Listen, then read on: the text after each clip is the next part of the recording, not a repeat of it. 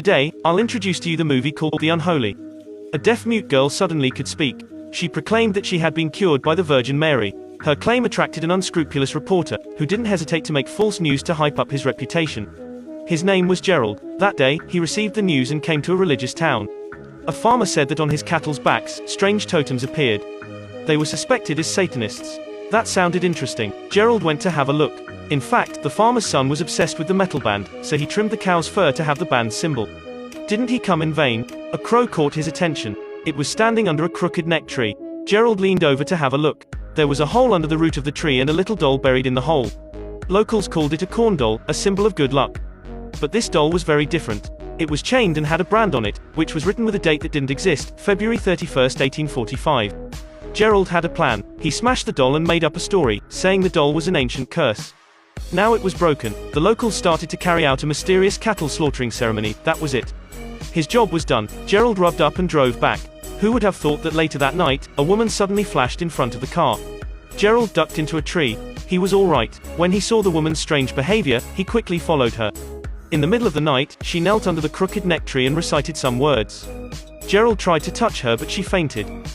Sticky bag. Gerald had to send her home. This girl's name was Alice. She was the priest's niece. She had been raised by a priest since her parents died. The point was, she was deaf. Gerald understood in an instant. Deaf-mute, wasn't she listening to her at all the whole way home? Though he didn't believe it, he thought it was good news. The next day, he came to church. A few days later, something unusual happened. Alice suddenly heard someone call. She walked out to take a look. At this time, other girls in the church seemed to be cursed, lining up and following her out. Everyone felt strange and hurried to follow them. They came to the crooked neck tree. Alice suddenly spoke. She told the crowd that she was summoned by a woman named Maria. Everyone was overjoyed at the news. Maria was that the Virgin Mary. After examination, Alice did recover her hearing and language ability. The news quickly spread all over the town. It was believed that the Virgin Mary came to Alice, curing her illness. Alice's house was quickly surrounded. Some disabled people who also wanted to be cured gathered up. Gerald was also in it to prepare his filming equipment. The priest wanted to protect his niece. He didn't want Alice to come out by herself, so he led the crowd to the crooked neck tree.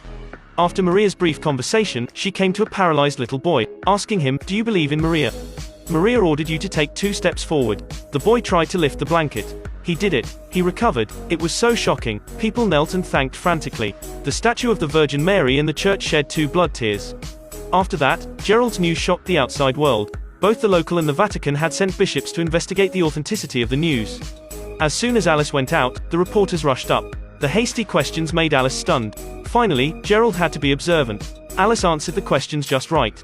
Then Gerald took advantage of it to convince the 2 bishops to let him follow the whole process to make an exclusive record.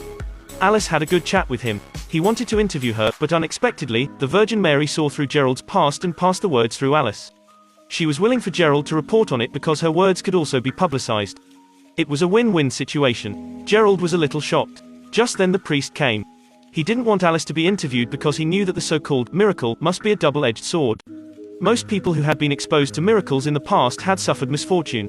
God was always followed by evil. Gerald was not discouraged. After that, Alice had gained the ability to talk. The priest began to teach her to sing hymns. As a result, he fell to the ground with emphysema halfway through the teaching, on the verge of dying.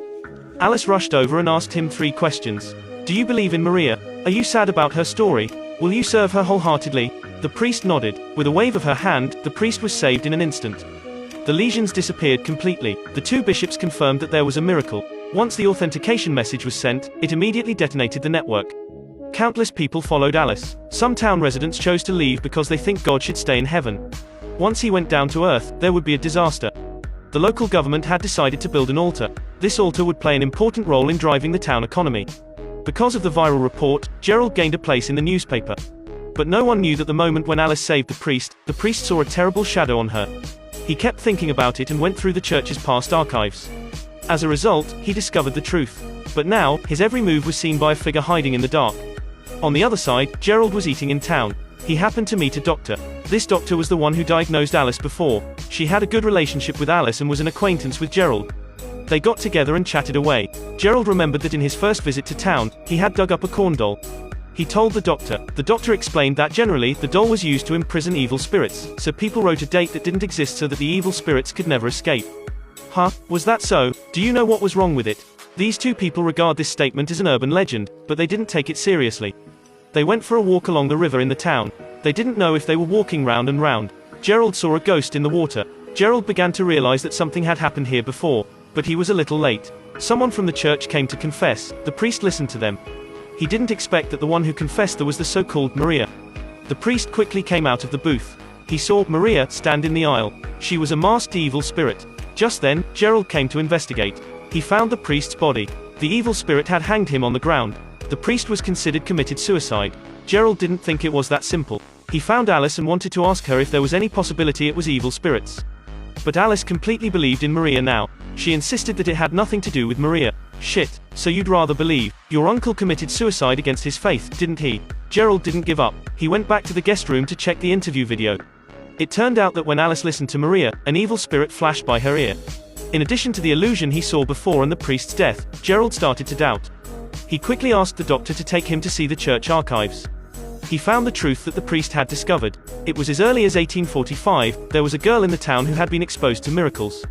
She also claimed to be connected to the Virgin Mary and tell people that, as long as you believe in her, she will heal you. But if you doubt her, you won't be able to be cured.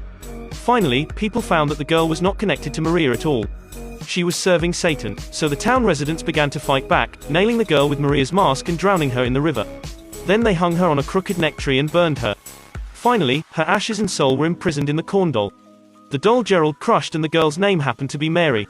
Her full name was Mary Elner. She was the Maria who called Alice, not the Virgin Mary at all.